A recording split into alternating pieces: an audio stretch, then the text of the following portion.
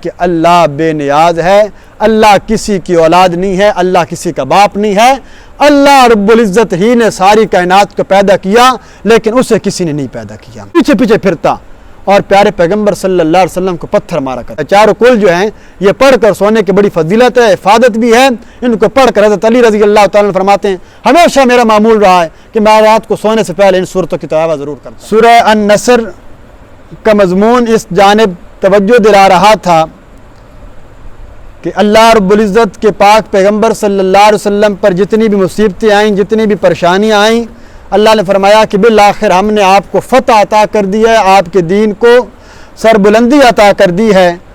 اب فرمایا کہ آپ کے دین کی سربلندی کے خلاف جو طبقہ اور جو لوگ پیش تھے، آپ کی راہ میں رکاوٹ ڈالنے والے تھے، ہم نے تو ویسے تمام مشرکوں کا انجام ایسا ہی کرنا ہے، لیکن خاص طور پر وہ دن یاد کیجئے کہ اس سورت کے شان نزول کے اندر، سورت اللعب کے شان نزول کے اندر بھی یہ بات ہے کہ جناب رسول اللہ صلی اللہ علیہ وسلم جب کوہ صفا پر چڑھے اور لوگوں کو بلایا یا صباحاہ، یہ آواز ہوتی تھی اس بات کی علامت کہ کوئی بڑا واقعہ پیش آ گیا ہے۔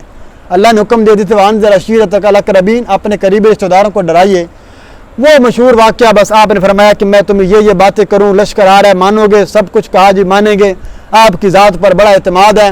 پھر فرمایا قولوا لا الہ الا اللہ، کہہ دو لا الہ الا اللہ، کامیاب ہو جاؤ گے۔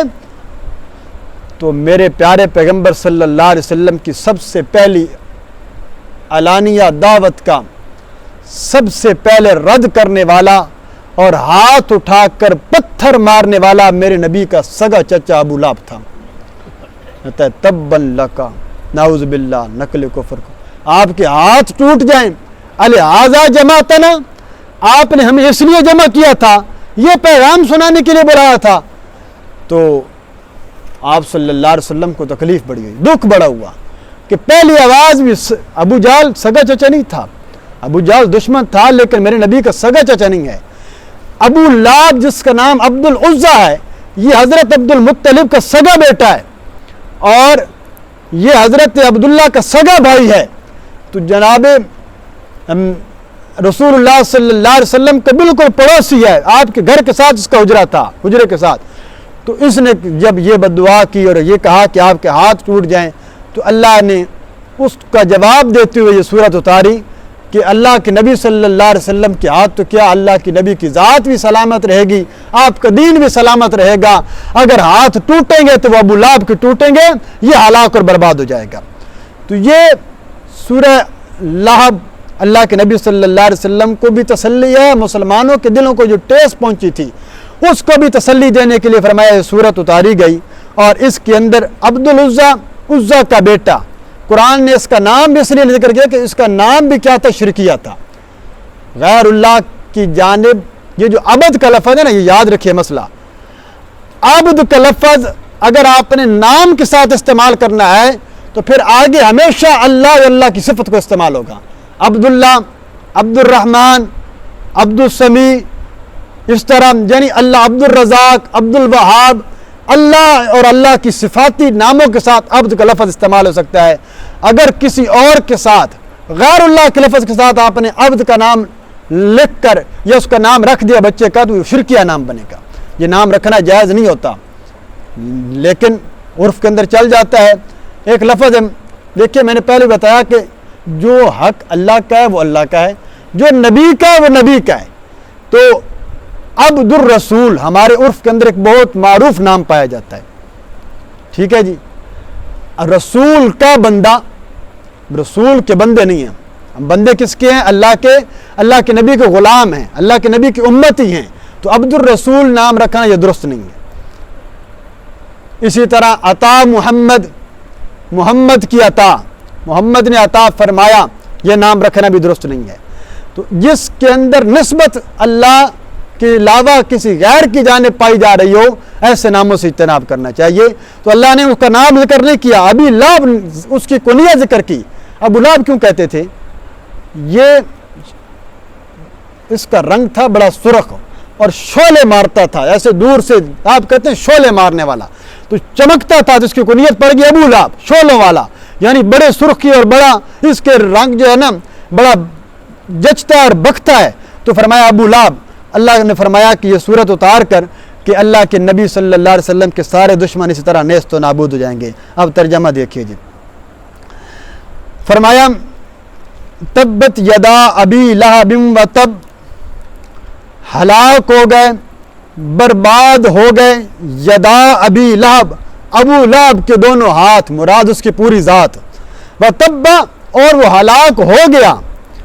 پہلے معنی میں ہے بد دعا، ہلاک ہو جائیں کے معنی میں کر لیں، پھر تبت یدا ابی لہب، ٹوٹ جائیں ابو لہب کے ہاتھ، ہلاک ہو جائیں ابو لہب کے ہاتھ، و تب، اور وہ ہلاک ہو گیا۔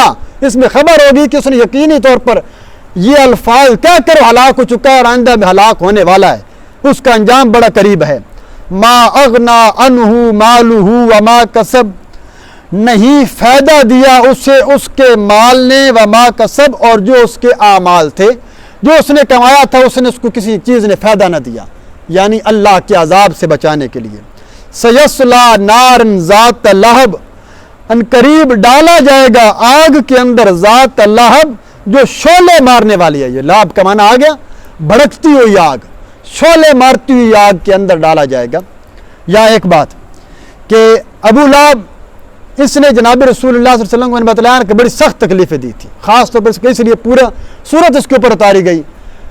تفسیر عثمانی کے اندر لکھا ہے کہ جناب رسول اللہ صلی اللہ علیہ وسلم جب نکلتے نا بازار میں، شہر میں دعوت دینے کے لیے، تو پیچھے پیچھے پھرتا اور پیارے پیغمبر صلی اللہ علیہ وسلم کو پتھر مارا کرتا تھا، آپ کی پنڈلیوں مبارک سے خون بہہ کر آپ کے جوتوں کے اندر جمع ہو جاتا، لیکن اللہ کے نبی دعوت دے رہے ہیں، یہ پیچھے سے کہتے ہیں لوگوں اس کی بات نہیں سننی، یہ مجنون ہے، نعوذ باللہ یہ دیوانہ ہے، اس کی بات نہیں سننی۔ پھر بیٹوں کو کہا تھا میرے نبی کی بیٹیوں کو طلاق دے دو، پھر آپ صلی اللہ علیہ وسلم کی بڑی گستاخی کی۔ اب قرآن کہتا ہے اس کے دونوں ہاتھ ٹوٹ گئے۔ ایک اور بس چھوٹا سا نقطہ کہ ہمارے یہاں عرف کے اندر ایک دلیل دی جاتی ہے میلاد رسول صلی اللہ علیہ وسلم پر کہ اللہ کے نبی کا میلاد منانا چاہیے۔ دلیل کیا ہے کہ ابو لہب فوت ہونے کے بعد کسی کافر انسان کو خواب میں ملا، اس نے کہا بھائی کیا بنا ہے؟ اس نے کہا جہنم کے اندر۔ اس نے کہا اچھا پھر کوئی معاملہ؟ اس نے کہا ایک انگلی میری نے جہنم سے بچی ہوئی ہے۔ بھائی وہ کیوں بچی ہوئی ہے؟ وہ اس لیے بچی ہوئی ہے کہ جب میری لونڈی صوبیہ نے مجھے آ کر بتایا تھا نا کہ تیرے مرحوم بھائی عبداللہ کے گھر بیٹا پیدا ہوا ہے، تو میں نے کہا تھا اگر تو سچ کہتی ہے تو جا، میں نے تجھے آزاد کیا۔ تو میں نے چونکہ یہ انگلی کر کے یہ کہا تھا تو اللہ نے اس جملے کی وجہ سے میری اس انگلی کو جہنم کے عذاب سے محفوظ رکھ دیا۔ اب یہ دلیل ہے، کافر فوت ہو گیا ہے اور ملنے والا جس کو خواب ہے وہ بھی کافر ہے، اور وہ دلیل بنا لی۔ قرآن کہتا ہے اس کے دونوں ہاتھ ٹوٹ جائیں۔ ید کا مطلب ہوتا ہے ایک ہاتھ، یدا دو ہاتھ، اور دو ہاتھ میں کتنی انگلیاں؟ 10۔ تو قرآن کے بات کو نہ مانا، دلیل کیسی بنائی کہ جی ایک انگلی تو دیکھو جی ابو لہب میلاد منائے، اس کو اتنا فائدہ ہو، اور اگر مومن میلاد منائے تو اس کو کتنا فائدہ ہوگا۔ تو یہ قرآن کا واضح ہمارے استاد مفتی محمد صاحب رحمہ اللہ نے مدد ذل عالی نے یہاں پر یہ نقطہ لکھوایا تھا، فرمایا کہ یہ دلیل دی جاتی ہے ید کی لفظ پر۔ انہوں نے فرمایا یہاں یدا کا قرآن کے اندر الفاظ آئے ہیں تو دونوں ہاتھ مراد ہیں۔ اس کے بعد اس کو مال کے اوپر بڑھا۔ اس کی موت کیسی ہوئی ہے پتہ ہے ابو لہب کی؟ اس کو نا ایک گلٹی نکلی گردن کے اوپر، جسے اس طرح کا نا کوئی لفظ ہے عربی کے اندر، بیماری ہے وہ عرب کے اندر نا وہ نکلی اس کو۔ وہ ایسی بیماری عرب سمجھتے تھے یہ دوسرے کو متعدی ہوتی ہے، جیسے آج کل ہمارے ہاں یہ کورونا والے صاحب ہے، اس کو بالکل مریض کو الگ ڈال دیتے تھے۔ اب اس کی حالت یہ ہے کہ کوئی اس کے قریب نہ جاتا، بالآخر اسی حال میں مر گیا، اور 3 دن تک اس کی لاش کو اٹھانے والا کوئی نہ تھا۔ اس کے بیٹوں نے بالآخر مزدور بلوائے، انہوں نے اس کو لکڑیوں کے ذرا ایک گڑھے کے اندر پھینک کر اوپر پتھروں سے اس کو ڈھانک دیا۔ اللہ کہتے ہیں ہم اس طرح انجام کرتے ہیں، حشر کرتے ہیں جو ہمارے پیارے پیغمبر صلی اللہ علیہ وسلم کے مقابلے میں یہ الفاظ کہا کرتا تھا۔ ایک یہ خود تھا، اگلے الفاظ سنیے، اگلی 2 آیتیں۔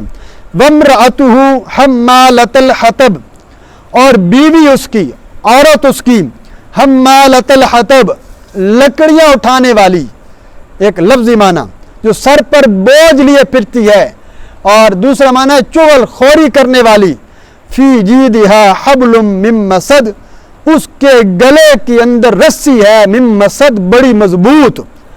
یہ کیا کرتی تھی؟ لکڑیوں کا ایک معنی مفسرین نے ظاہر کیا ہے کہ وہ لکڑیاں چن کر لاتی کانٹوں والی اور جناب رسول اللہ صلی اللہ علیہ وسلم کے راستے میں بچھایا کرتی تھی تکلیف دینے کے لیے۔ گندگی اٹھائی، پڑوسن تھی نا، ساری آ کر رسول اللہ صلی اللہ علیہ وسلم کے راستے میں ڈال دیا۔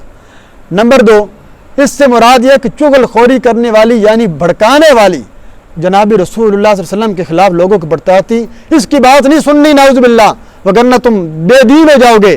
تو اللہ کے نبی اللہ فرماتے ہیں ابو لہب خود بھی ہلاک ہو گیا، اس کی بیوی جو اس کام کے اندر ام جمیل جو شامل تھی پوری وہ بھی ہلاک ہو گئی، اور اس کے گلے کے اندر ایک ہار تھا بڑا قیمتی جس کے اوپر ناز کیا کرتی تھی کہ دیکھو میرے گلے میں ہار ہے، فرمایا کل قیامت کے دن اس کے گلے میں ہم رسی ڈالیں گے، اور رسی مسد کہتے ہیں کھجور کی چھال سے بنی ہوئی، عرب کے اندر بڑی مضبوط رسی کی علامت ہوا کرتی تھی۔ اللہ کہتے ہیں ہماری جو رسی ہوگی نا اس کے گلے میں ڈال کر ہم اس کو گھسیٹ کر جہنم کے اندر ڈالیں گے۔ اور یہ اللہ کے نبی کی مخالفت کی وجہ سے اور اللہ کے نبی کی توہین کی وجہ سے، فرمایا یہ دونوں میاں بیوی اللہ کے نبی صلی اللہ علیہ وسلم کی مخالفت کی وجہ سے جہنم کے اندر گئے، اور ان کا حشر اور ان کا انجام ایسے ہی ہوا۔ اگلی سورت الاخلاص ہے۔ سورہ الاخلاص کے اندر صرف اور صرف اللہ نے اپنی توحید کے مسئلوں کو بیان کیا ہے۔ یہ ثلث القرآن بھی ہے، جناب رسول اللہ صلی اللہ علیہ وسلم نے فرمایا یہ ثلث القرآن ہے، جو بندہ اس کو پڑھے گا فرمایا 3/4 قرآن کا ثواب ملتا ہے، اور ایک روایت میں آتا ہے جو بندہ اس کو 10 مرتبہ پڑھے گا اللہ اس کو جنت کے اندر ایک محل عطا فرما دیتے ہیں۔ حضرت عمر کہنے لگے یا رسول اللہ اگر بندہ کئی دفعہ پڑھ لے تو پھر تو بہت سارے محل ہو جائیں گے، تو اللہ کے نبی نے فرمایا عمر اللہ کے خزانے میں کوئی کمی نہیں ہے، اللہ چاہیں گے تو ہر 10 کے اوپر اللہ آپ کو جنت کا محل عطا کریں گے۔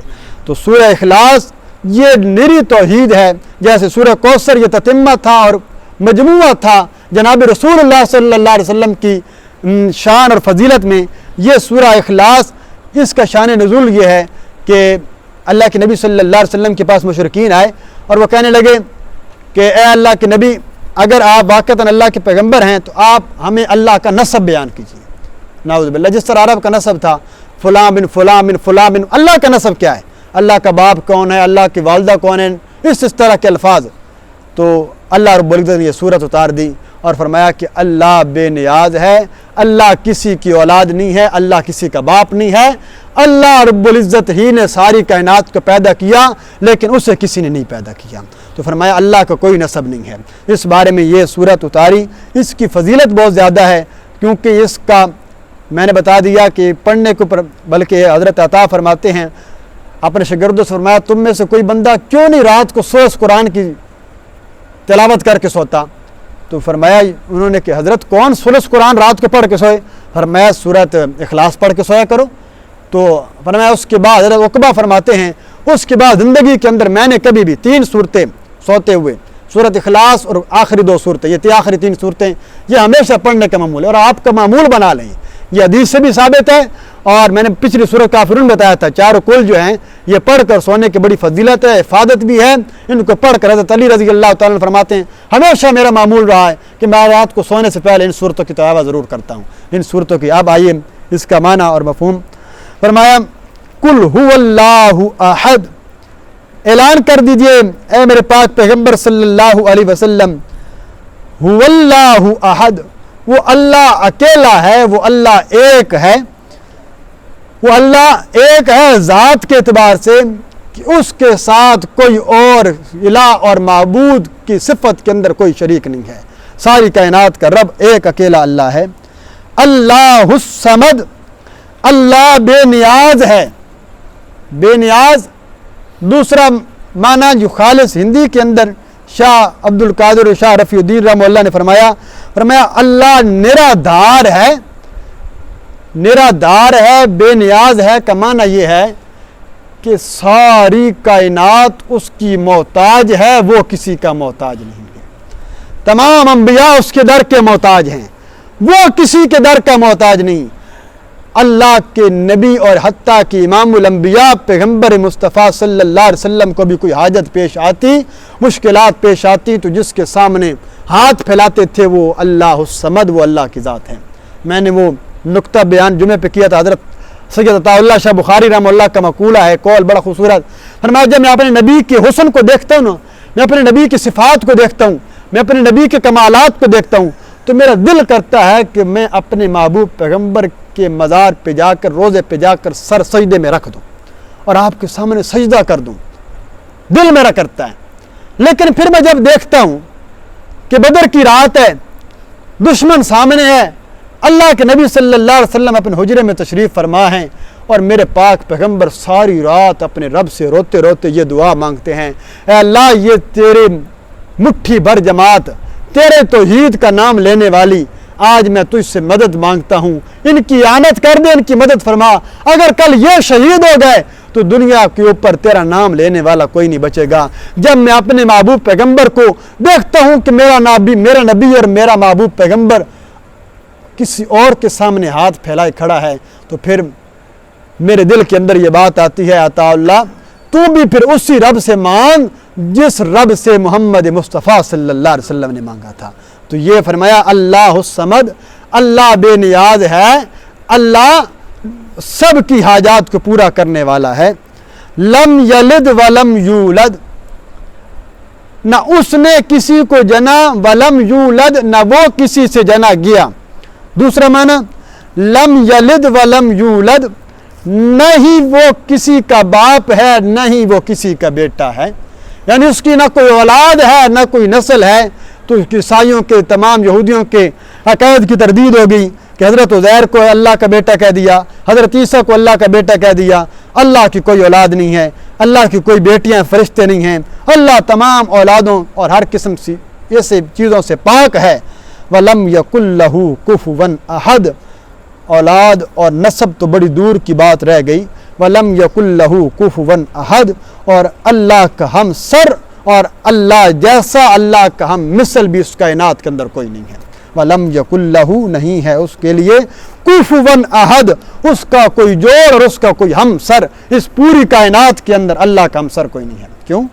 ظاہری بات ہے، اب رب تعالی جو احکامات، جو حکومت اور جو قدرت اللہ رب العزت کے ہاتھ میں ہے، وہ ساری کائنات بھی مل کر جائے اللہ کے مقابلے میں ایک رائی کے دانے کے برابر بھی حیثیت نہیں رکھتے۔ کیوں؟ اللہ رب العزت کو ساری طاقتیں ہیں، اللہ کو سارے اختیارات ہیں۔ تو سورہ اخلاص گویا کہ یہ پورے کے پوری توحید کے مضمون پر مبنی ہے، اور اس وجہ سے بھی اس کو سورۃ القرآن کہا گیا کہ یہ جامع احکام ہے، اس لحاظ سے توحید کے معنی میں شرک کی تردید کے حوالے سے کہ ہر قسم کے نظریے کی شرک تردید کر دی، جو اللہ کی ذات کے اندر شریک مانتے تھے، جو اللہ کی صفات میں شریک مانتے تھے، تو فرمایا یہ مسئلے کی وضاحت کر دی کہ مانگنا بھی پھر اسی سے چاہیے جس کے در پر انبیاء اپنے جبین جھکا دیا کرتے ہیں۔ تو انسانوں کو بھی، عام مخلوق کو بھی، عام امت کے لوگوں کو بھی اللہ کے سامنے پیشانی اپنے جھکانی چاہیے۔ اللہ تعالیٰ سے دعا، اللہ تعالیٰ عمل کی توفیق عطا فرمائے۔